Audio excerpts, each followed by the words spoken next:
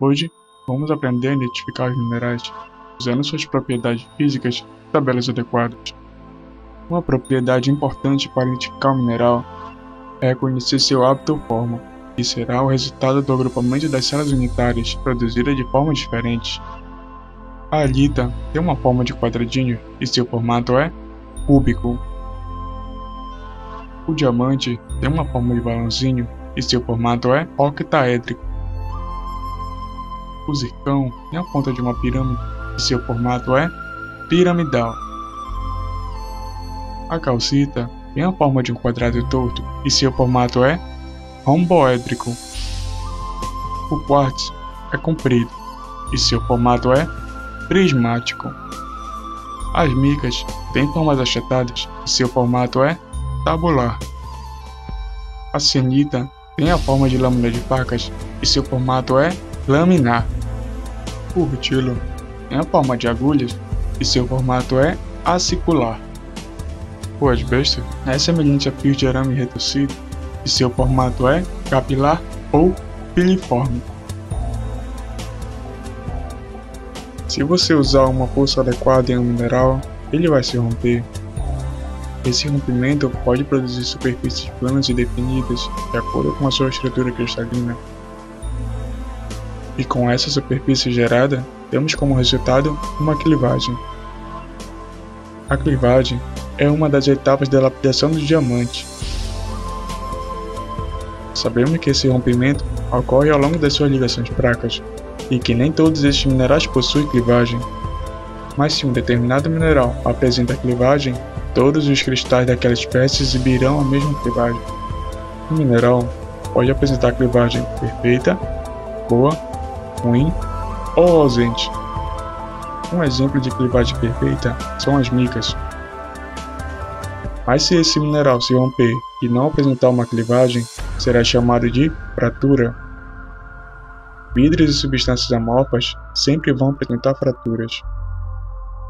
Se essa fratura for semelhante à superfície interna de uma concha, será chamada de concoide ou conchoidal, como por exemplo o quartzo. Se essa fratura mostrar estilhaços ou fibras, será chamada de estilhaçada ou fibrosa, como por exemplo a serpentina. Se essa fratura for irregular com bordas cortantes, será chamada de serrilhada ou denteada, como por exemplo cobre. Se essa fratura apresentar superfícies rugosas e irregulares, será chamada de desigual ou irregular. Também podem ser identificadas pela sua dureza, que é representada pela letra D.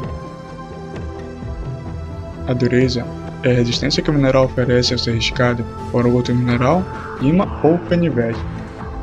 Ela também depende da estrutura interna do mineral.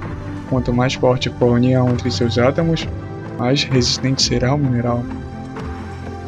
Existe uma escala criada para determinar a dureza de mineral, que é chamada de escala de Mohs. A escala de Mohs é uma tabela onde o grau de dureza dos minerais são expressados por números em uma escala que vai de 1 até 10.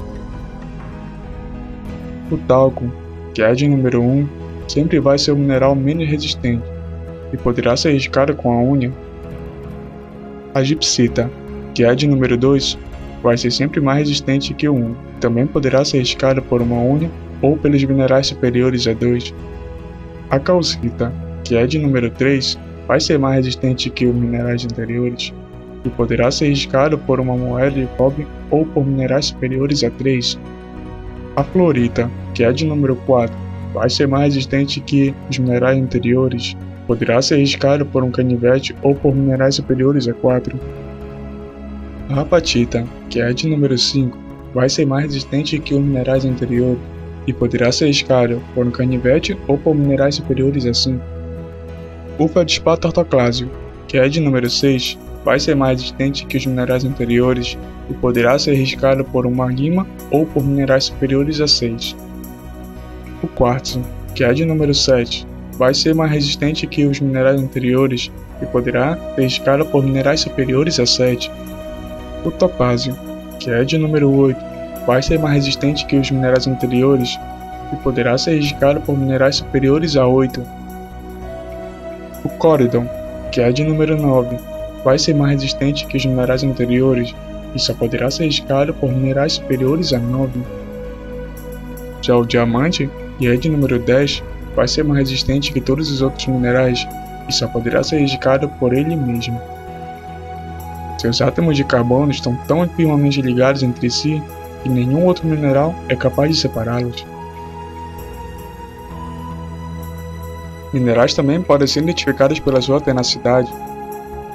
A tenacidade é a resistência que o mineral oferece ao ser rompido, esmagado ou curvado. Se o mineral se rompe ou se pulveriza facilmente, é chamado de quebradiço. Se o mineral puder ser transformado em lâminas, ele é chamado de maleável.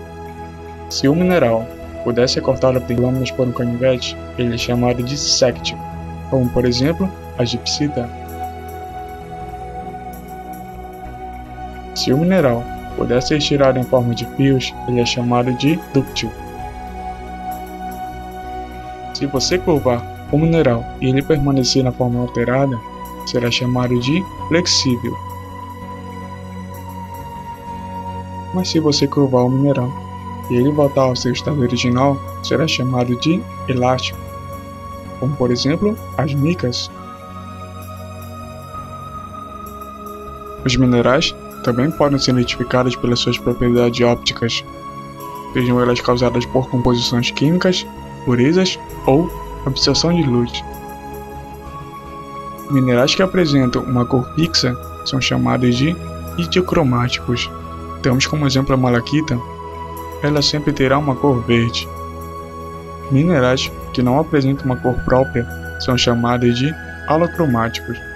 Temos como exemplo o quartzo, suas cores variam desde incolor, rosa, violeta, amarelo, castanho, verde, entre outros.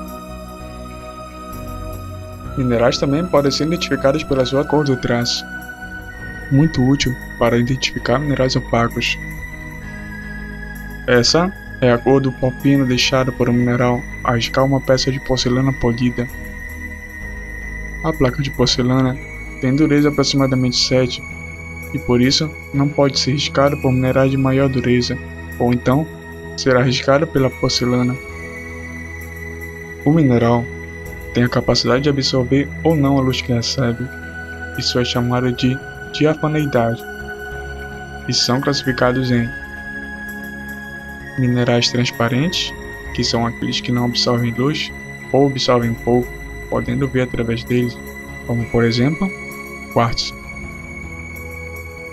Minerais translúcidos, que absorvem uma certa quantidade de luz e chegam a embaçar sua visão, como por exemplo, a calcita.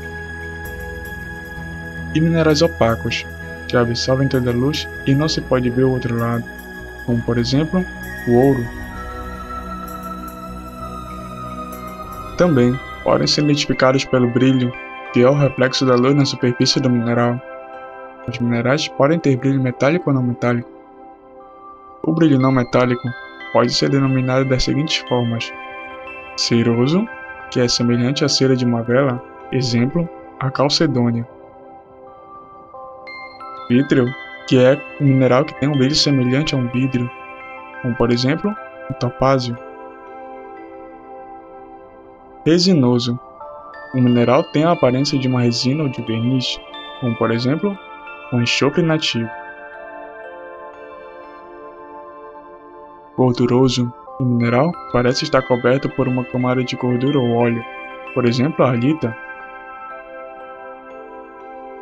Nacarado, ele tem a aparência de uma pérola, como por exemplo, a gipsita.